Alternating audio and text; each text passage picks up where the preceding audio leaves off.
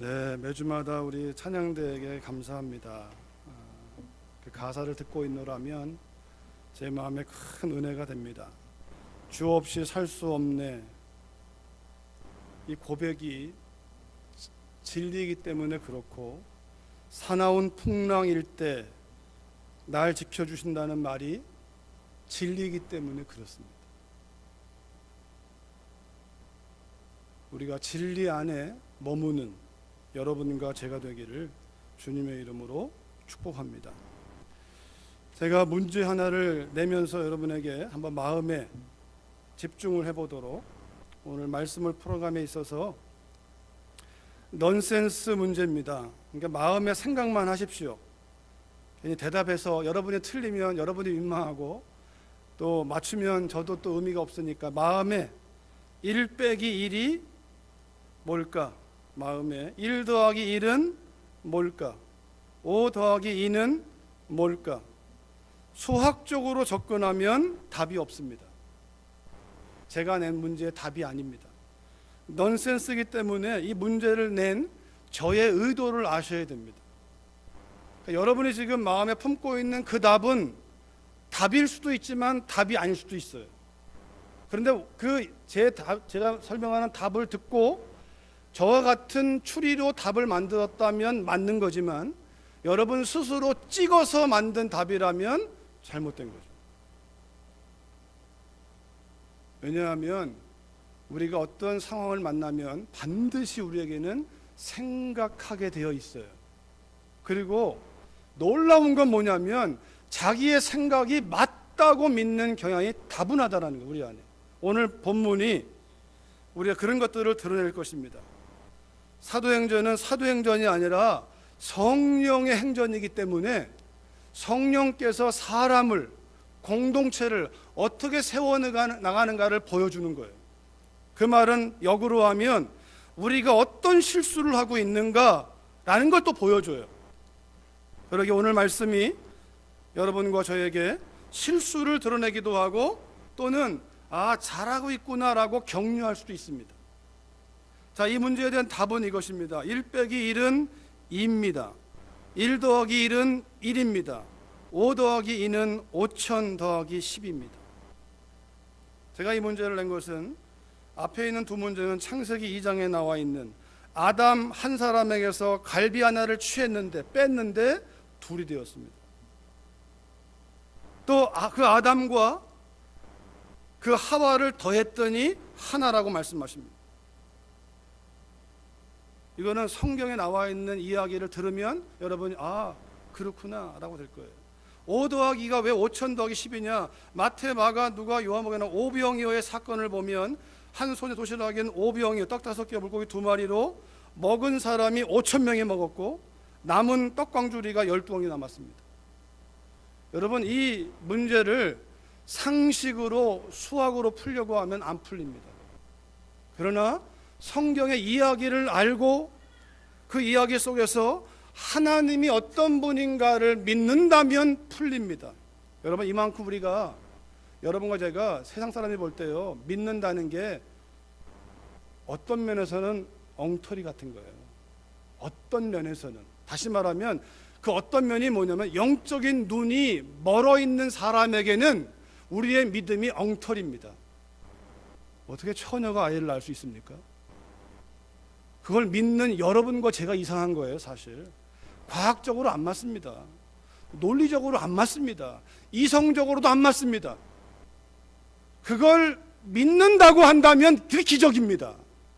그 믿음이 있다면 두려울 게 없습니다. 그 믿음이 없다면 두려울 것입니다. 여러분, 사도신경은 주문이 아니에요. 우리의 고백이지.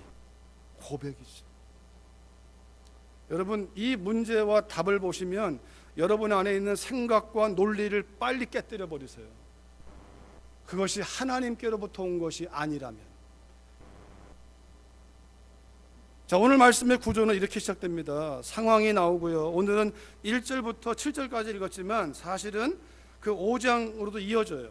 지난주 말씀 끝나면서 이어지는 상황이 있고, 그리고 거기에 대한 반응이 있어요. 이 반응이 중요합니다. 왜냐하면 문제나 상황은 문제가 아니거든요. 한번 따라합시다. 문제가 아니라 문제를 가지고 하나님께 묻지 않는 것이 문제다. 문제가 아닙니다. 문제를 가지고 하나님께 여쭤봐야 돼요. 다시 말하면 기도를 하나님께 통보하는 거로 이해하시면 안 돼요. 기도는 하나님께 여쭤보는 거예요. 이런 상황에 대해서 제가 어떻게 해야 되는지를 여쭤보는 거예요. 이런 상황에 대한 나의 생각과 판단을 하나님께 통보하는 것이 아니라 이런 상황에 대한 하나님의 뜻이 어디 있는지를 묻는 거예요. 그래서 사도 요한이 요한 3서 2절에서 말합니다. 내 영혼이 잘됨 같이 범사가 잘되고 육체 강건하기를 내가 간구한다. 그 말은요, 네가 건강하고 범사가 형통한데 영혼이 망하면 안 된다는 거예요. 영혼이 잘 되는 게 먼저라는 거예요.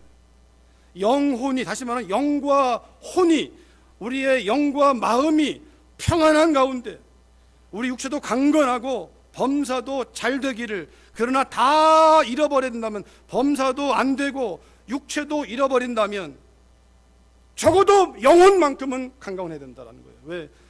영혼을 결정하는 건 영혼의 문제니까. 육체의 문제가 아니고 범사의 문제가 아니라 영혼의 문제이기 때문에 그렇습니다.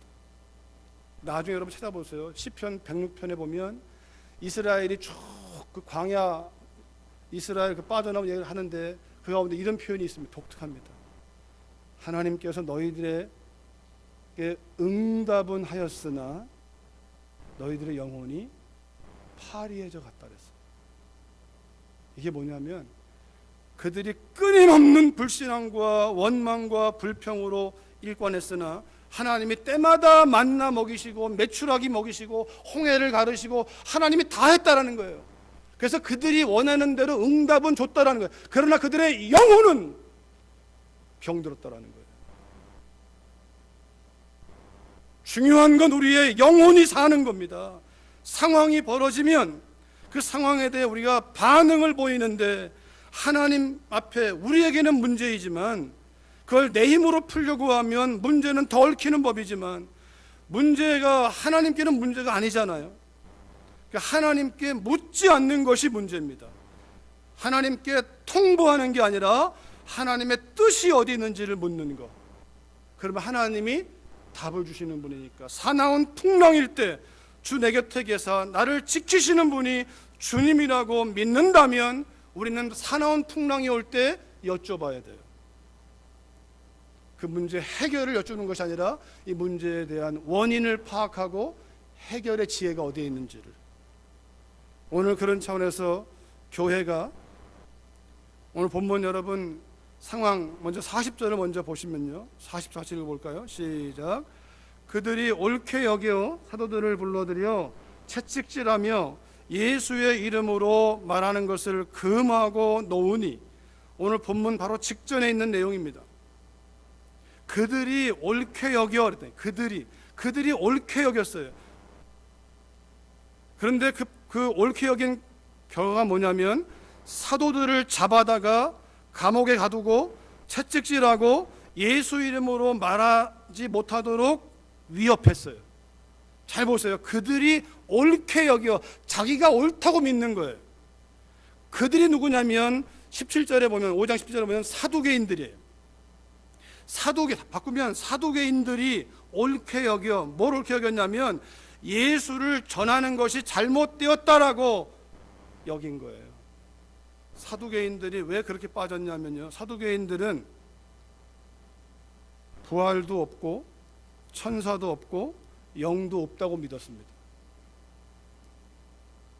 사두개인들은 부활도 없고 천사도 없고 영도 없어요. 근데 사도들이 말하기를 예수가 부활했다라는 거예요. 사두개인들이 볼 때 사도들은 이단자예요. 잘 들어보세요. 사두개인들이 볼 때 사도들은 이단자입니다. 아니, 예수님도 이단자였어요.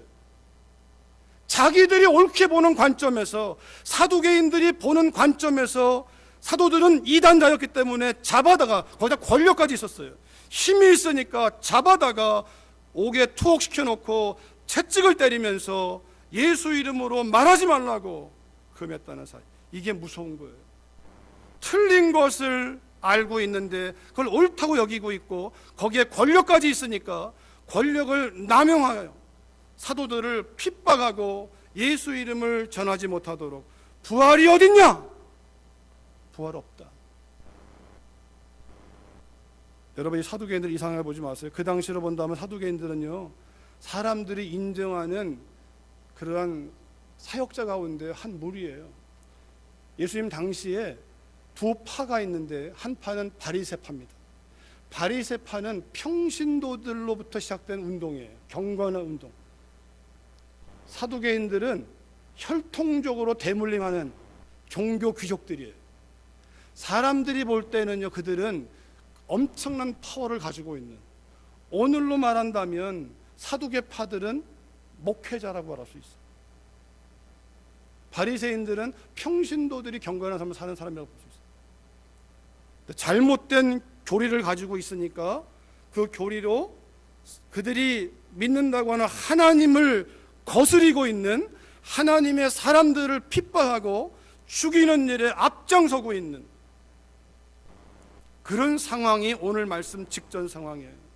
그 상황이 벌어지고 그 복음 때문에 핍박을 당하고 채찍을 맞고 위협을 당하는 사도들이 반응이 이렇습니다. 41절에 보니까요, 사도들은 그 이름을 위하여 능욕받는 일에 합당한 자로 여기심을 기뻐하면서, 성령이 임하니까 달라져요. 주님을 따라다닐 때는요, 사마리아를 지나다가 영접하지 않으니까 야고보와 요한이 주님에게, 주님, 불을 내려가지고 그냥 이 도시를 쫄딱 아주 태워버리시죠. 주님이 야고보 요한을 책망하십니다. 그리고 그들에게 보아너게, 우르의 아들이라고 하는 이름을, 별명을 주잖아요. 성경에, 왜냐하면 야고보 요한이 볼 때 예수님을 거부한단 말이야. 이건 죽어야 돼 라고 했는데 예수님은 책망하면서, 성령이 임하고 사로잡히니까, 그들이 사로잡히니까 그 이름, 예수의 이름 때문에 받는 능욕, 핍박, 고문, 위협을 당연한 거로 여겨요. 이거는 왜 주님이 말씀했잖아요. 의를 위하여 핍박을 받는 자는 복이 있다. 여러분과 제가 진리를 따라가면, 내가 진리를 따르는지 어떻게 하냐면요, 나의 반응에 있어요. 내가 정말 진리를 따라가면요, 우리에게는 십자가는 내가 지는 거예요. 내가 지는 거예요. 진리를 따라가는 사람이 지는 거예요. 교리를 따라가면 십자가를 지웁니다. 진리를 따라가면 십자가를 지지만 교리를 따라가면 십자가를 지웁니다. 여러분, 교리가 진리 아래에 있습니다. 교리 위에 진리가 있습니다. 교리는 성경을 가지고 거기서 원리를 뽑아낸 거라면 거기서 문제가 생기는데, 그러나 진리는 성경을 통과해서 진리이신 그분을 만나는 거예요. 하나님 만나는 거예요. 하나님은 사랑이잖아요. 진리는 십자가를 지게 만들고 교리는 십자가를 지웁니다. 여러분과 제가 교리가 필요한 것이에요. 그러나 진리 위에 서버리면 우린 십자가의 원수가 됩니다. 하나님의 원수가 됩니다. 사도들은 그 복음 때문에 받는 곤욕을 당연한 거로 여겼어요. 당연한 거로 여기고 기뻐하면서 그들이 가라고 하니까 공회 앞을 떠납니다. 그리고 끝난 게, 그리고 이제부터는 우리 괜히 뭐 욕먹지 말고, 괜히 위협당하지 말고, 핍박당하지 말고 조용히 합시다. 이게 아니라 그들이, 사도들이 날마다 에브리데이 성전에 있든지 집에 있든지 예수는 그리스도라고 가르치기와 전도하기를 멈추지 아니하니라. 멈추지 아니하니라. 핍박이 있다고 해서, 목숨의 위협이 있다고 해서 멈추는 것이 아니라, 여러분, 진리는 멈추면 안 돼요. 내가 오늘 당장 죽어도 진리는 진리니까. 그러나 진리 아닌 건 다 버려야 돼요. 다 버릴 수 있어야 돼요. 진리가 아닌 건 다 버릴 수 있어야 돼요. 여러분, 한 기업의 경영자가, CEO가 말했잖아요. 아내만 남기고 다 바꿔라. 말은 멋지게 했으나 그의 삶은 온전치 않습니다. 우리가 오늘 신앙으로 빗댄다면 진리를 위해서는 목숨을 걸어라. 진리. 그러나 진리가 아닌 것은 과감하게 다 버려라. 이게 필요한 시대예요. 진리를 위해, 진리 아닌 것을 위해 목숨 거는 것이 아니라, 진리는 타협하는 것이 아니라, 진리는 우리가 목숨을 걸고라도 지켜야 되는 것이고, 진리가 아닌 것들은 다 바꾸는 거예요. 그런 상황 가운데에서 그때에 그 문제를 만났을 때, 사두개인들의 핍박이 왔을 때 사도들은요, 사두개인들을 향해서 막 원망하고 불평하고 사람들을 끌어모아서 전쟁, 이거 안 했습니다. 복음을 알았기 때문에 복음으로 반응하는 거예요. 예수님이 복음이잖아요. 하나님이시잖아요. 그 하나님께서 십자가를 지신 거잖아요. 여러분과 저를 죽이신 게 아니라 여러분과 저를 위하여 예수님이 죽으셨잖아요. 저는 우리 주님의 교회, 저를 포함한 우리 모두가 이 소망 가운데 복음을 알고 복음을 살아내는 그 은혜를 성령께서 허락하시도록 그 은혜가 우리에게 안에 있기를 주의 이름으로 축원합니다. 그렇게 갔을 때에, 그리고 예수만이 그리스도라고 날마다 전할 때에, 오늘 본문 1절은 이렇게 이어집니다. 그때에, 그런 때입니다. 제자가 많아진 게 상황이 좋아서, 뭐 여러 가지가 좋아서 이게 아니고, 핍박 가운데 복음으로 잘 이겨냈을 때에,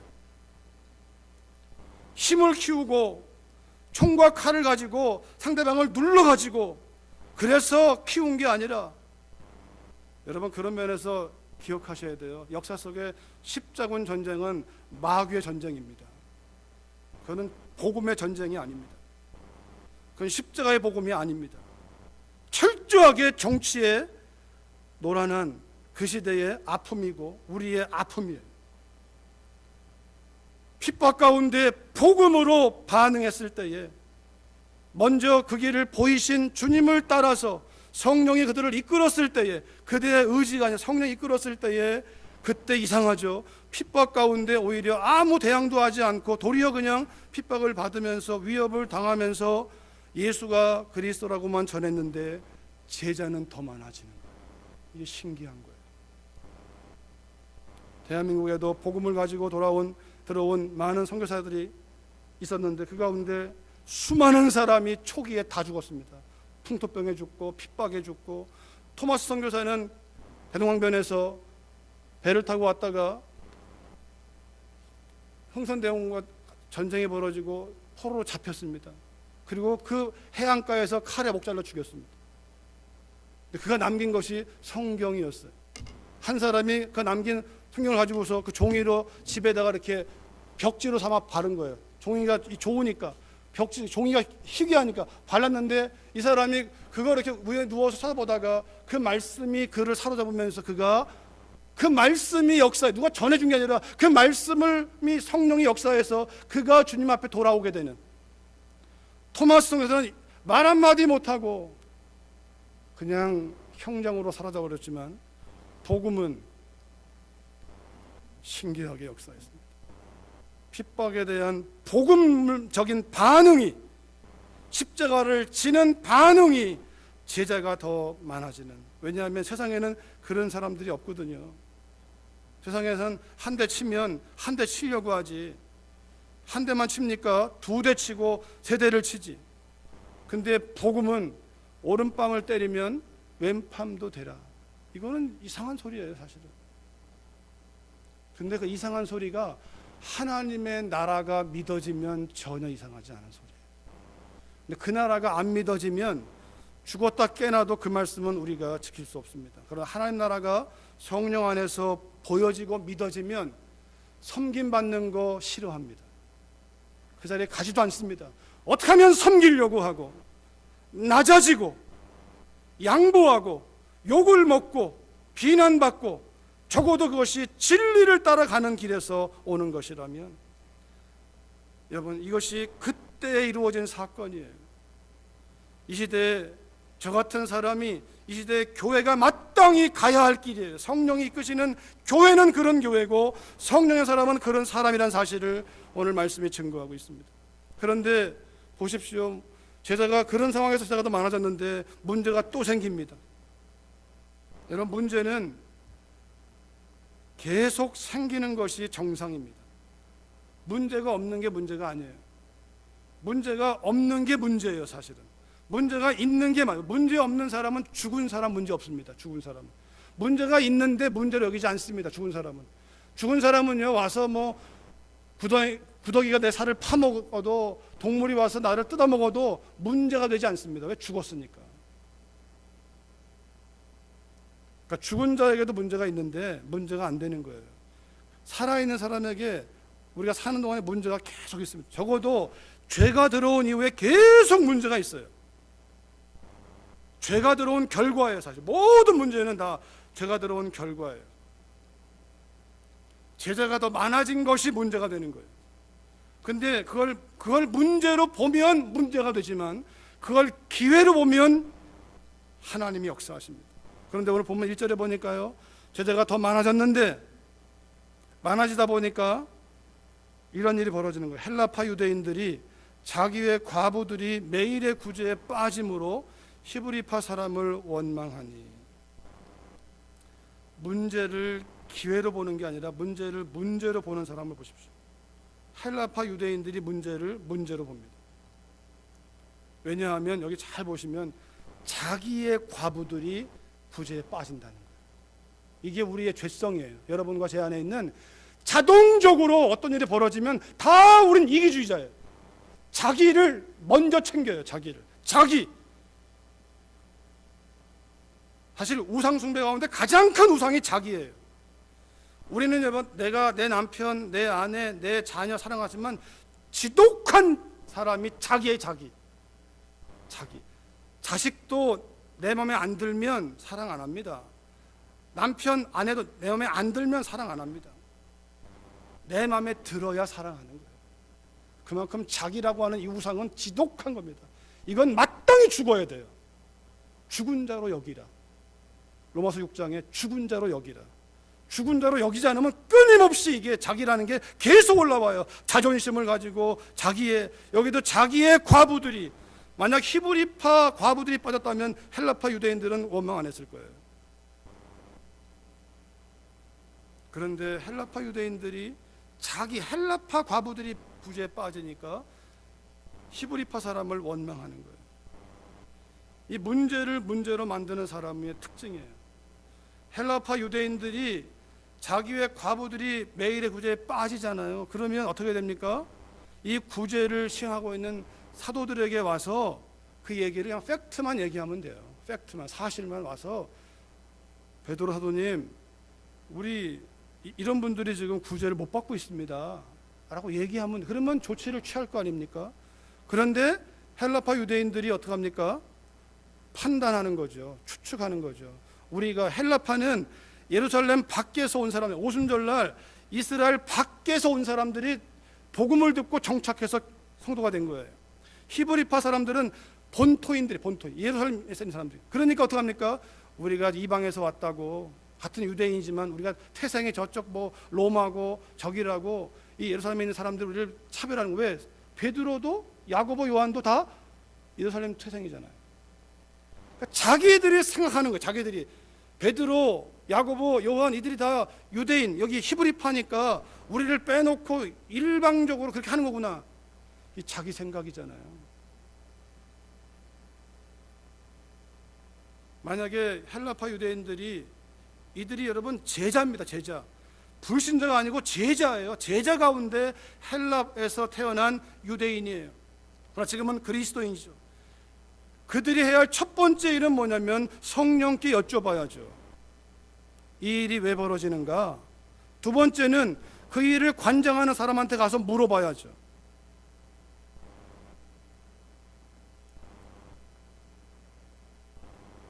그러면 해결되는 겁니다. 하나님께 여쭤보고 그 일을 관장하는 사람에게 물어보고 그러면 해결되는 거예요. 그런데 그들은 뭐합니까? 히브리파 사람 때문에 우리가 구절을 못 받는다고 생각하니까 원망이 나오는 거예요. 가인과 아벨이 똑같이 하나님께 예배를 드렸잖아요. 아벨의 예배는 하나님 받으셨고 가인 예배는 하나님이 안 받았잖아요. 그러면 가인이 물어볼 것은 하나님께, 하나님 왜 제 예배는 안 받으셨습니까? 라고 묻는 게 먼저잖아요. 그리고 두 번째는 아벨한테 가서 아벨 형제요, 자네 예배는 어떻게 드렸기 때문에 하나님 받으신 거요? 물으면 되잖아요. 근데 하나님을 향해서는 어떻게 나한테 그럴 수 있습니까? 하고 저 아벨만 없으면 내가 예배 드리는 건데 그 아벨을 죽여버리는 거예요. 이렇게 문제가 풀어가면 안 되는 거예요.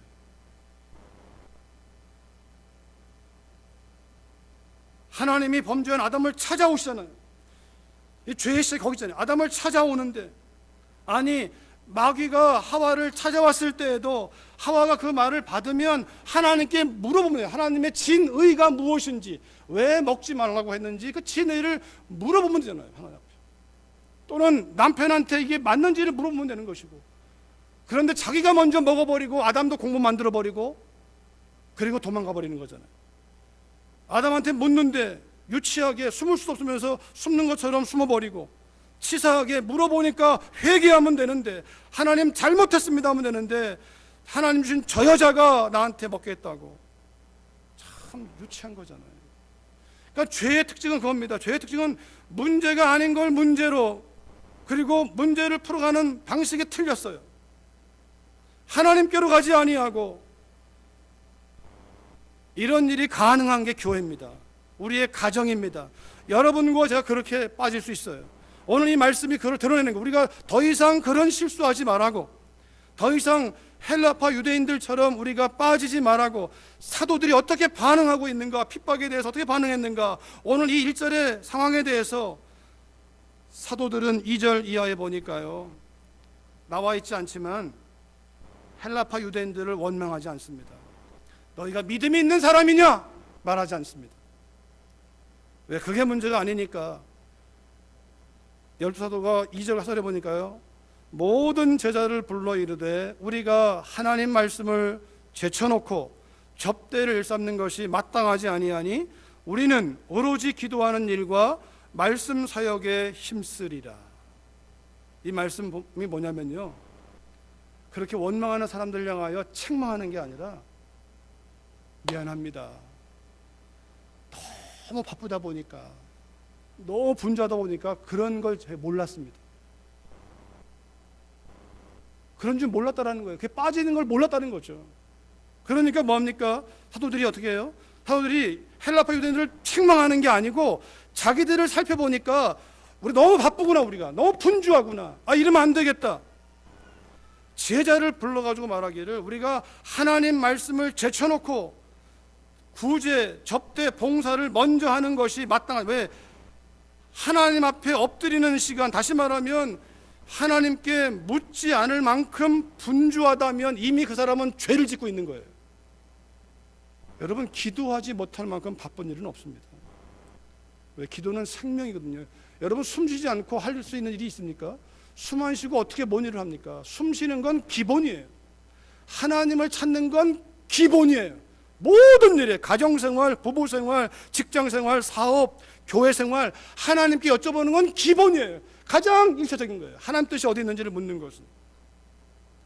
그런데 하나님 뜻을 분주함 때문에, 바쁘다는 것 때문에 우리가 말씀 보고 기도하고 큐티하지 않고 그 앞에 묻지 않고, 큐티하는 프로그램을 하라는 것이 아니라 말씀 앞에서 하나님의 뜻을 묻는 거죠. 생명 주신 목적이 뭡니까? 오늘 어떻게 살아야 됩니까? 여쭤보면서 주의 뜻이 어딘지를 여쭤보고, 이런 상황에서 어떻게 반응하는 게 맞습니까? 물어보고. 그런데 사도들이 보니까 우리가 미처 살피지를 못했습니다. 그 원인이 어딨냐면 하나님 앞에 우리가 깨어서 기도하고 말씀 앞에 더 헌신하지 못한 것이,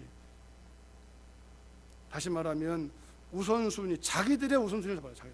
사도들의 우선순위, 우리에게 맡기신 것은 이 말씀 사역인데 예수가 그리스도를 증거하는 이 사역이고 그것을 위하여 주님과 늘 교제하는 것이 우선인데 이 일을 하다 보니까 우리도 순간 놓쳤습니다. 그 일을 바로잡고 그 다음에는 뭡니까? 그 다음에 욕심을 내어 우리가 잘하겠습니다가 아니라 우리는 우리 일만 할 테니까 여러분 가운데에서 이 일을 잘 감당할 사람을 좀 추천해 주십시오. 분담이 이루어져요. 사역의 분담이. 그래서 3절에 보니까요, 형제들아 너희 가운데서 성령과 지혜가 충만하여 칭찬받는 사람 7을 택하라. 우리가 이 일을 그들에게 맡길 것이다. 그들이 다 하는 게 아니라 우린 우리 본연의 일을 하겠다. 그러니까 너희 가운데 이 일을 잘 감당할 수 있는 사람, 특별히 성령 충만한 사람, 사람의 인정을 끌리지 아니하고 아버지의 마음을 가지고 공평하게 지혜롭게 할 수 있는 사람을 7명만 택하라. 여러분, 이 말씀이요, 우리 교회가 속해 있는 장로교회 원리예요. 사실은 장로교회 특징이, 장로교회 원리가 뭐냐면 일꾼을 세워나가는 게 장로교입니다. 장로라는 그 말뜻이 수염난 자, 존경받는 자, 공동체가 인정하는 사람, 오늘 말씀 성령과 제가 충만한 사람들을 곳곳에 세워서 적임자를 세워서 그 일을 맡아 하게 하는 게 장로교회의 특징입니다. 일꾼을 세운다라는 거예요. 모든 일을 혼자 할 수 없으니까. 여러분들이 각자의 일을 다 찾으셔야 돼요. 제가 하는 일은 말씀을 전하고 여러분들의 은사가 무엇인지를 확인시키고 여러분이 그 일에 이것을 내게 맡기신 일로 여겨서 그 일에 충성하는 것이 장로교가 시작되는 원인, 시작이에요. 교파가 나왔으니까 한마디 더 얘기한다면, 여러분 왜 감리교는 뭐예요? 감리교란 이 한국말이 좀 어려워요 사실은. 근데 영어로 하면 감리교는요 메소디스트예요. 메소드 방법. 그 말이 뭐냐면, 감리교는 왜 그렇게 나왔냐면, 요한 웨슬레 목회자가 어떻게 하면 우리 신앙생활을 잘 지킬 수 있을까, 이걸 고민하고 기도하는 가운데, 그렇구나, 스몰 그룹을 만들어야겠다, 밴드를 만들어야겠다, 스몰 그룹을 만들어서 3, 4, 5 모여서 서로 믿음을 체크해주고 말씀을 체크해주고, 신앙은 혼자 안 되니까, 혼자 안 되기 때문에 서로를 비춰주기 위해서 말씀이란 기준 앞에서 서로 물어봐주고, 그게 감리교입니다. 소그룹의 중요성을 깨닫고 그 소그룹, 구역, 이것이 그걸 강조하는 데가 감리교예요.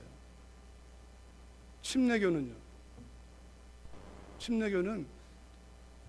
침례, 세례, 이 예식의 방법을 고수하는 거예요. 다시 말하면 성경에서 사람이 신앙 고백할 때 그 예식을 물속에 푹 담갔다가 나왔으니까 그 침례의 방법을 고수하는 거예요. 장로교는 세례를 가지고 있지만, 세례는 뭡니까? 세례는 스프링클 뿌리는 거예요. 근데 왜 세례를 주느냐? 세례는요, 그 사람의 신앙 고백에 더 중요성을 두는 거예요. 그 예식의 방법도 따라갈 수 있지만 신앙 고백의 중요성을 두는데, 예를 들면 그런 거죠. 지금 중환자가 누워 있는데 이 사람이 예수님을 주로 고백하여, 그리고 침례 받고 싶은데 물속에 들어갈 수가 없잖아요. 그럼 어떻게 하겠습니까? 그럴 때 물을 가지고 와서 그 사람 머리 위에 뿌리는 거죠. 그러니까 침례교는 형식, 고백에다가 형식을 강조한다면, 세례는 이 고백을 더 중요하게 보는 거예요. 고백을. 그러니까 그 얘기 뭐냐면, 침례는 진짜고 세례는 가짜다고 하면 이게 교리예요. 이거는 잘못된 거예요. 일꾼 세우는 것은 장로교만 세웁니까? 아니잖아요. 소그룹, 셀, 구역, 목장, 이것의 중요성은 감리교만 그렇습니까? 아니잖아요. 다 흩어져 있어요. 복음이 다 흩어져 있습니다. 그러니까 어느 하나만 강조해서 그것을 교리화해서 그것을 가지고 판단하면 안 돼요. 그것의 장점을 살려서, 오늘 말씀 가운데 우리가 장로교가 얼마나 중요한 전통이 있냐면 일꾼을 세운다는 거예요. 그래서 우리가 아는 대로 사랑의 교회가 옥하는 목사님이 그 제자 훈련의 목적이 평신도를, 목회자만이 아니라 평신도들이 다 리더가 될 수 있도록, 교회를 맡아서 일할 수 있도록 세우는 그 철학이 제자훈련이에요. 오늘 말씀을 한다면 성령과 지혜가 충만한 사람들을 세워라. 전 여기 있는 모든 분들이 다 성령을 따라서, 은사를 따라 내가 해야 할 일을 찾고 그 일이 무엇이든지 간에 하나님 주신 일인 줄로 알고 섬길 줄 아는 그런 하나님의 사람들 되시기를 주의 이름으로 축원합니다. 여러분, 그런 차원에서 우리 조영래 집사님을 장로 후보로 세우고 이번에 고시를 잘 치르고 앞으로 이제 노회에서 절차를 밟고 임직식, 이 모든 것들이 다 이런 배경에서 나오는 거예요. 귀한 일이죠. 하나님의 일꾼을 세워나가는 과정이니까. 곳곳에 교사도 중요하고 성가대원도 중요하고 다 중요합니다. 은사를 따라서. 그러게 고린도서 12장 7절에 보니까요, 이렇게 말합니다. 각 사람에게 성령을 나타내심은 유익하게 하려 하십니다. 성령을 각 사람에게 나타내셔서 성령으로 거듭나게 하시고 성령으로 은사를 주시고 직분을 주시고 사역하게 하셔서, 결과가 뭐냐면 거듭나는 게 목적이 아니고 은사가 목적이 아니고 직분이 목적이 아니고 사역이 목적이 아니라 결과적으로 교회를 유익하게 하는 거예요. 더 나아가서 단순한 지역교회가 아니라 하나님의 나라의 유익을 추구하는 거예요. 하나님의 나라, 단순한 지역교회, 내 교회가 아니라 내 교단이 아니라 하나님의 나라의 영광을 위하여 일하는 것이고, 작게 보면 지역교회고 또 작게 보면 우리 구역이고 작게 보면 가정이고 작게 보면 나 한 사람부터 시작해요. 이 모든 것들은 다 서로 커넥션되어 있다는 거예요. 연결되어 있다는 거예요. 가족 없는 내가 없고, 구역이 없는 가족이 없고, 지역교회가 없는 구역이 없고, 우주적인 하나님의 나라가 없이는 지역교회도 없는 거예요.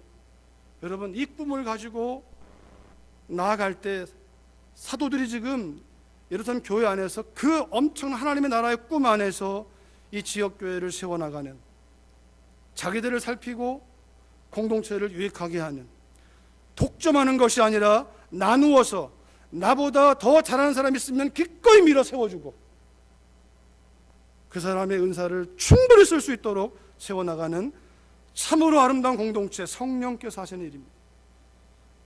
그래서 오늘 본문 5절과 6절에 보니까요, 온 무리가 이 말을 기뻐했다는 거예요. 성령이 하시는 일이죠. 사도들이 이렇게 말을 했어도 그 공동체가 거부하면 안 되잖아요. 그런데 그게 맞습니다. 그래서 믿음과 성령에 충만한 사람 스데반, 빌립, 브로고로, 니가노르, 디몬, 바메나, 유대교에 입교했던 안디옥 사람 니골라, 다 출신이 달라요. 그러나 한 가지 공통점, 성령 충만한 사람, 하나님의 뜻을 묻는 사람, 믿음으로 사는 사람, 인정받는 사람, 그들을 추천하니까 사도들이 그대로 그들에게 기도하고 안수해서 그들을 그 일을 만든 사람으로 세우는 거예요. 어려운 상황을 만났으나 성령께 여쭤보고 교회의 유익을 위하여 자신들이 너무 분주했다는 사실을 반성하고 자신이 해야 할 일에 집중하겠다고 얘기하면서 그의 합당 일꾼들을 추천해달라고 얘기하고 그들을 세워서 교회를, 그 문제에 대해서, 그 상황을 놓고 마귀는 어떻게든 넘어뜨리고 깨뜨리고 분열시키는 게 목적이나 하나님의 성령의 사람들이 그 문제를 정확하게 진단하고 파악해서 처방을 내리고 순종했더니 오늘 말씀 결과 7절은 이렇게 맞춰집니다. 하나님의 말씀이 점점 왕성하여 예루살렘에 있는 제자의 수가 더 심히 많아지고 허다한 세상의 무리도 이 도에 복종하니라. 하나님의 말씀, 말씀이신 그분 예수 그리스도가 더 분명하게 드러나게 되고, 여러분 정말 예수님을 믿는다면 예수님을 보여주십시오. 예수님을 말하지 말고 예수님을 보여줍시다. 우리가 정말 진리를 알고 복음을 안다면 복음에 합당한 삶을 통하여 우리 안에 역사하는 이가 하나님이심을 보여주는 사람, 하나님이 그걸 원해서 예수를 심은 겁니다. 내가 참 포도를 심었는데 왜 들포도를 맺느냐. 십자가의 원수가 아니라 십자가의 우리가 변호자가 되어서 하나님의 말씀, 사도들이 드러나는 것이 아니라 그들을 통하여 그들의 생명인 예수 그리스도가, 그 도가 도이시요 진리요 길이요 생명이신 그분이 드러나니까 그분께로 복종하는 거예요. 그분께로. 여러분, 이 성경이 뭘 말합니까?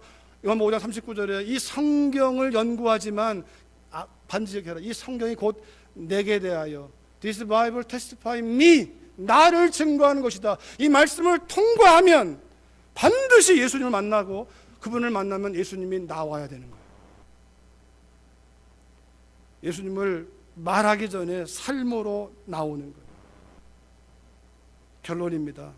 제가 문제를 만났을 그때에 라고 얘기하면 여러분이 하나씩, 제가 3번 묻겠습니다. 여러분이 먼저 이렇게 읽어주시기 바라요. 문제를 만났을 그때에, 문제를 만났을 그때에, 문제를 만났을 그때에,